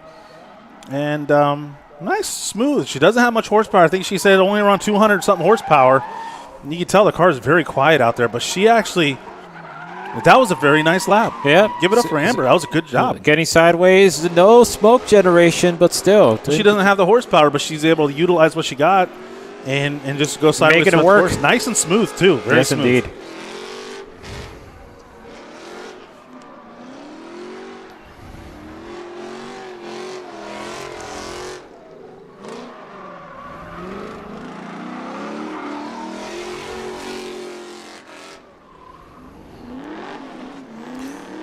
Oh, here we go. Hey, 2 Fox bodies. There you go. You got it. I think is that Cash Staub out front. Yes, sir. And then it looks like Rob McCarter giving chase. Rob struggling there at the end of the first turn as Cash is able to pull a little bit of a distance between both of them. Rob continuing to struggle. Cash. Oh, no. Major Cash, where error. you going, man? Wrong way. Turn around. Buddy, get out of there. Exit stage right. You're in the danger zone. Do not collect $200. I have to say right now, Rob has my vote for my favorite drift car. Really? I really like that Fox body. I Oh, really do. wow. It's got nice style. I like it. I really like the way. We almost missed it, too, when we were walking in the pits. I did. You almost missed it, but it was kind of like hitting away a bit. He was tucked back. He was kind of chilling. Being a little incognito in the background there, just kind of chilling, but moved his car closer to the road. Yeah. But I think he's trying to live up to the name, the Secret. Oh, that's right. Secret Asian Man. Yes, you can hit him indeed. up on Instagram, Secret Asian Man.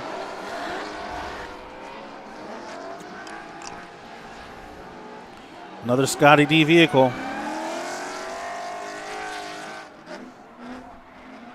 Scotty D, it's really cool that, I mean, he's got to love it, right? Living so close and being out here and just literally taking a monopoly on one of the corner areas of the drift paddock there and just basically claiming it as his own, and just surrounded by a bunch of good dudes, man. It's always, if you've got a Mustang, you want to throw some angle kit, you got to look. You just try to locate Scotty D. Oh, in the careful pits. there. And the man is just always willing to just give people advice.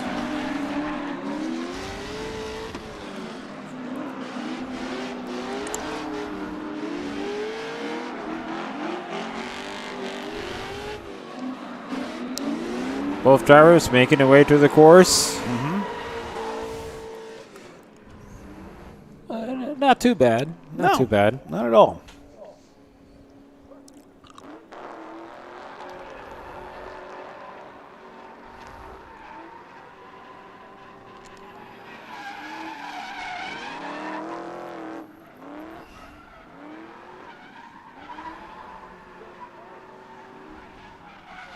Oof. Spun that cone around.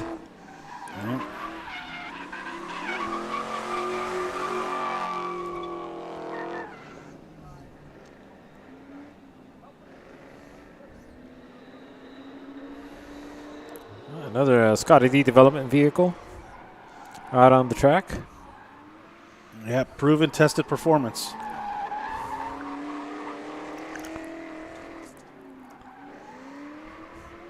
It's very much like an advertisement. Yeah. I mean, he's doing a good job advertising himself for sure. Not only getting that R&D, that research and development underway, but out here making sure his products can take the abuse. So we're at a 3-car tandem. Haven't made up to 5 so far. 4 has been the max, but I believe that's Davey Peoples out front, Ben Hobson, and I can't see who's the final vehicle. Well, it's hard to tell through all that smoke. Yeah. But Davey Peoples doing a good job out front. Ben Hobson diving in there. Whoa! Almost a little bumping action there from the chase driver.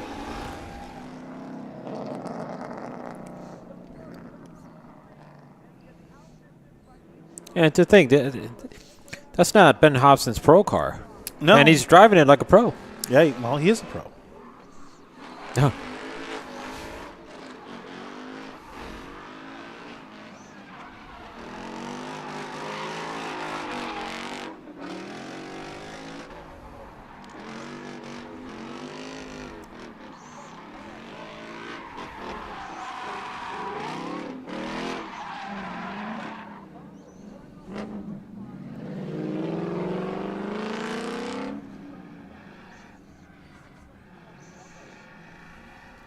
Looks like driver's trying to find the gear. Yeah, a little slow out the gate there. Yeah, I'm definitely needs to pick up some speed. Careful with that understeer. Whoa. As I mentioned, you need that momentum making your way down the straight. Well, but not that way though. No, you need the momentum to initiate very aggressively. But if you he kind of had a slow start down the straight. So when you try to power over on a track like this, you initiate an understeer. And that's when you're understeer, I'm sure most of you guys know what understeer is, but basically some people say, when you're plowing the front tires, if your wheels are turned to the left, but you're going straight, that is considered an understeer. And drifting in almost every type of motorsports, it's bad. No Very good. bad. We don't want you to do that. That's what sends you into the wall. Or off course. Off course. In a general sense. In a general sense. Yes. All right, looks like we got Austin, the sideways sheriff out front. Who's in the chase position? Is that Chris Allen? 4 cars. Amber taking off down the straight. Okay, we got Austin, the sideways sheriff. Wallace, I believe. Chris Allen. And Amber trying to close the gap in that 4th position. See Austin run a nice wide line, just allowing everybody to try to tuck in beside of him. And nice, smooth. Give it up for those drivers. All right.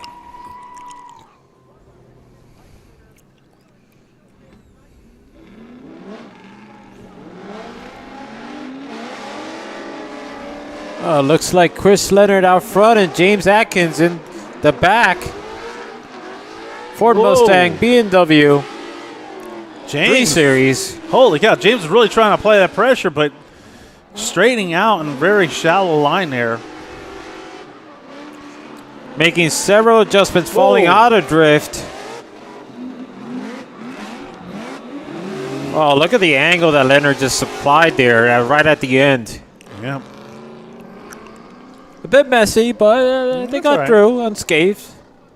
Yeah, he was another pro spec competitor and said he learned a lot of valuable lessons this year and is looking to utilize all those lessons and apply them to his program next year and hopefully get a pro license. I mean, that's what he's shooting for. He wants to work his way up to the Formula Drift Pro ranks, but that's going to take a lot of blood, sweat, and tears to achieve that. That's definitely the pinnacle of drifting throughout the world.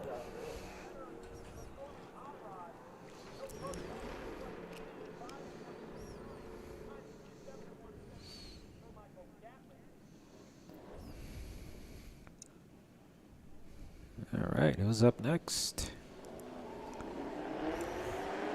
I'm going to have to catch up with these drivers in the pits. Yeah, you will. Yeah, we're going to have to catch up with them pits. Check them out. They have a lot of shirts available. Whoa! Where'd that water come from? What is going on? Oh, wait. Drone down? What? I think I saw the drone down. Drone down? maybe the water took him down. Probably. The tidal wave. I didn't even know there was water over there. You can't see it from here. Yeah, wow. What just happened?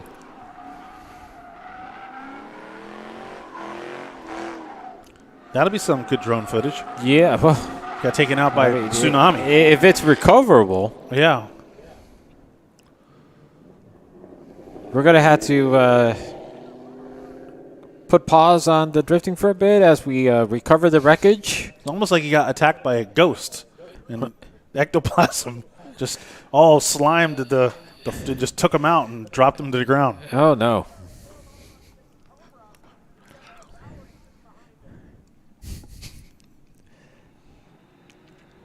I mean,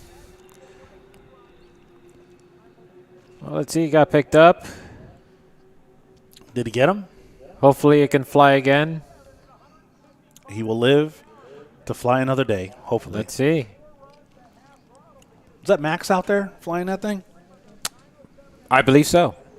Shout out to Max. Got to work with him. He's a good dude. Baymax FPV. Hit You him guys up. are interested in seeing some of his work, his There he is. aerial There. I think that's drone him work. there in the camera, right? Yeah, had to put the drone on the stretcher. Uh-oh. Put Looks it. like you have to call, take him to the drone hospital. Yeah. He doesn't look too happy. It's all right, Max. Assess the damage.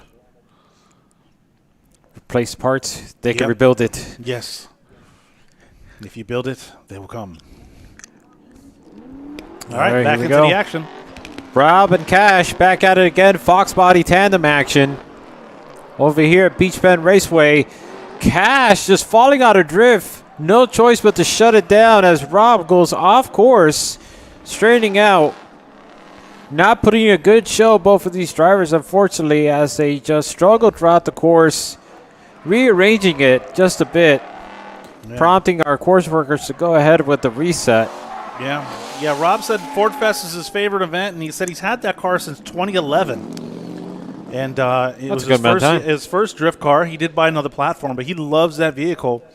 And he said there was a learning curve, right? There's some things he had to learn, but fell in love with drifting, and he had the vehicle. I think he said he bought it for like $500 or something like that, and here you go. Well, almost 12 years later, and he's still rocking it. Not many people hold their hold their vehicles for 10 years. Or even Some do. some do.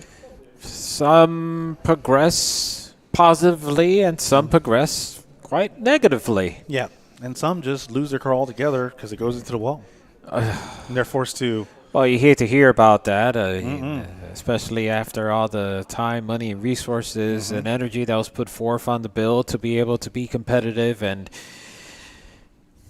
yeah, it's not a pretty sight, especially when you know the person. You know the struggle that they've gone through. And Right. Some of these cars, some of these builds, they're like very near and dear, and they actually have a lot of emotional or sentimental value to the vehicles, whether it's the vehicle was maybe a parent's or a grandparent's or a deceased loved one, which we've seen in the past, where a brother or a family member will inherit the vehicle and take it and just use it as a memory, right? Just to do it in memory of their loved one.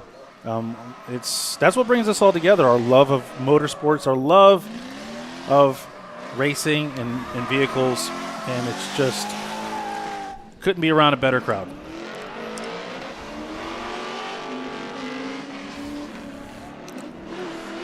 right, so these two Mustangs back at it again out on the course. Driver in the lead position did a good job, but now the chase is just looking to close that gap. Does it pretty effectively, as he did not lose drift, and look at the angle that he goes through it and manages to hold on to it. Give it up. Wow. That was good to see. Yeah, able to maintain control and stay in drift. Really helped that he had all that speed built up to help carry that slide around that final turn.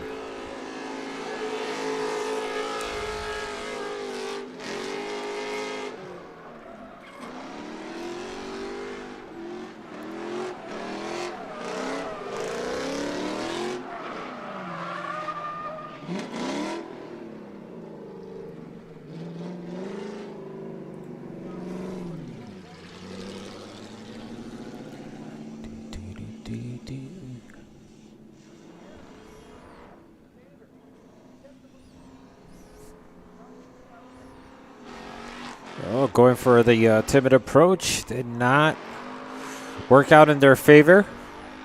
Having to make some adjustments, but luckily found the way to get the car sideways. Evidently still struggling with the first turn as they're making the way throughout the rest of the course quite well. So it's really a matter of just trying to sort out what's going on, how to be able to effectively drift the first turn of this layout.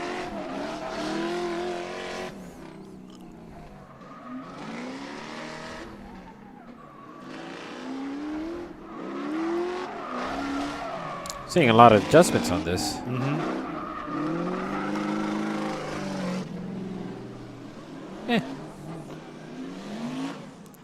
All right, I think this is the fourth time we see the truck. Quite a few times. He's definitely got the speed, but unfortunately just not able to keep that drift throughout that first outer zone. Getting back into it, not giving up, throwing it sideways through that second outer zone. The car, actually, that truck seems like it hooks up pretty well. Seems like it's some pretty good speed coming out of that vehicle. Has steering angle. It does have steering angle. Looks like you just got to, yeah, he's definitely got some power underneath there. We're going to have to get some more information on that vehicle.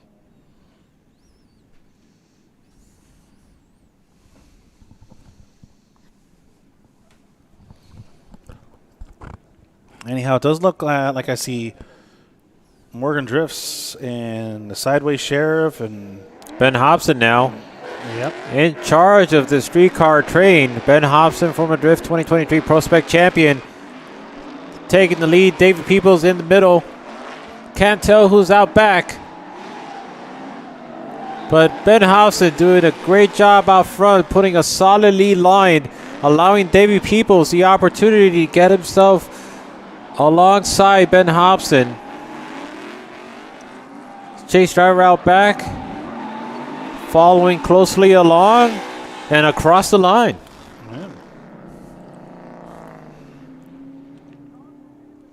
Yeah, Morgan making her way down the straight. See how she attacks that first outside zone. Kind of shallow to that first outside zone. Like to see her go a little faster down the straight. But she's doing a good job working her way across the middle of the course. Now going around that first inside clip, final transition. By that second inside clip, nice and smooth. Silky smooth. Silky smooth.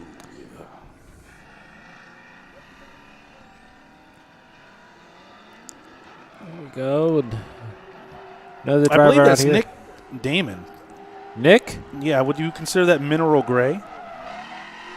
I'd go with that. Okay, so we're going to say that is Nick Damon from Owensboro, Kentucky. The mineral gray 2002 Ford Mustang GT. He said it's stock. Really? Yeah, he said it's stock. Yeah. He's looking forward to building a comp car and just gaining more experience on behind the wheel. Nice. Yeah.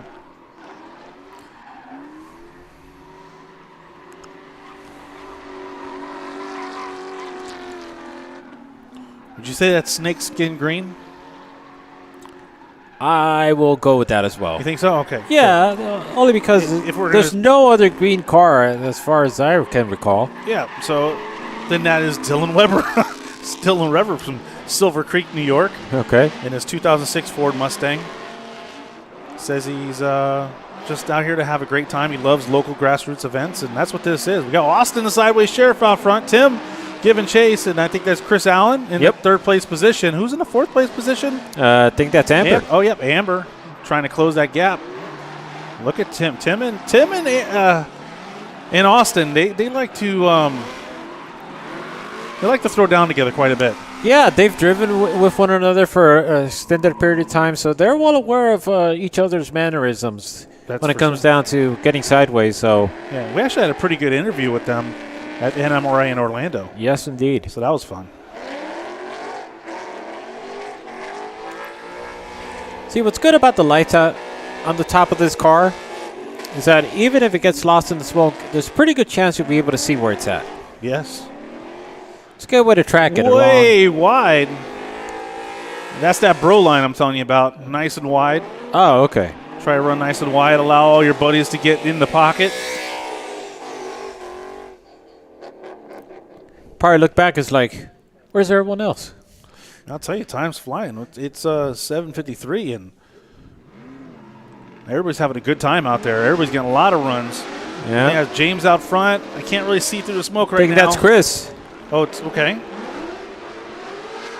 Chris out back, trying to work his way across the course to be able to just close that gap. As James switches around, gets through quite well, gets really close to that first inner clip, and is able to do the same for the last and final one as Chris Leonard just straightens out right before the end of the course. James doing a much better job this time around in that lead position. Oh, here we go. 3 cars. Haven't seen that 5 car yet. Still waiting for the 5 car. 4 has been We're the getting max. there. But Davey Peoples out front this time around as Ben Hobson. Both drivers switch sides. Wow. Davey Peoples could go wider to reach out to that touch and go, but that's okay. He's still in drift. Ben Hobson, though, working around it. Getting very close. Inching closer and closer against Davey Peoples as they make the way. Give it up for these 3 drivers, All right. folks. I think that was the best tandem so far. Yeah, that was pretty good. Yeah. Then back at it again. Wow. Blue versus red. Yeah, Justin Bauer out front. Whoa, what's going on with the Cameron, red I think Mustang? is that the red? Yep, it's red on blue. So that's Cameron Griffin, both drivers from Durham, North Carolina. It's like it was shaking and baking Yeah, shaking throughout and the baking. first turn. Red versus blue. They're almost identical cars, really. I mean, about around 430 horsepower, both of them. Got a list of partners: Justin Bauer Motorsports, Scott Eady Race Development, Cosmos Race Wheel, Silver Suspension. I mean, there's just list goes on and on and on. Those drivers out here having a blast. Here we go, 4 cars. Is this the final 4? Yeah, I believe so. That's the final 4. Give it up for these drivers. Austin out front. Who's in the number 2 position there, Ben? Can you That see looks him? like Chris Allen. And Tim Wallace and Ben Hobson out the back. As these 4 drivers are going to round up our final tandem of tonight's festivities. We want to thank everybody for coming out. We appreciate the support. Come back tomorrow. Well, for tonight, but if you haven't done so already, make sure to check out these drivers out in the pits. They have some merch. They have a wealth of knowledge for you to be able to go out there and ask questions on how their builds, how they put their builds together, and so much more. So we highly encourage you to go out there in the pit area, drift pits, to engage with these drivers. Yeah, so we want to thank Holley for just throwing this event, bringing all these different disciplines of racing here at Holley Ford Fest. And we're looking forward to see you tomorrow. So if you can't come back tomorrow, you can always hop on the live stream, check out Drift Sessions on YouTube, and you'll be able to watch it on live stream. But we'd rather you be here because it's much better in person. So you guys have a safe night. We look forward to seeing you tomorrow. Till next time.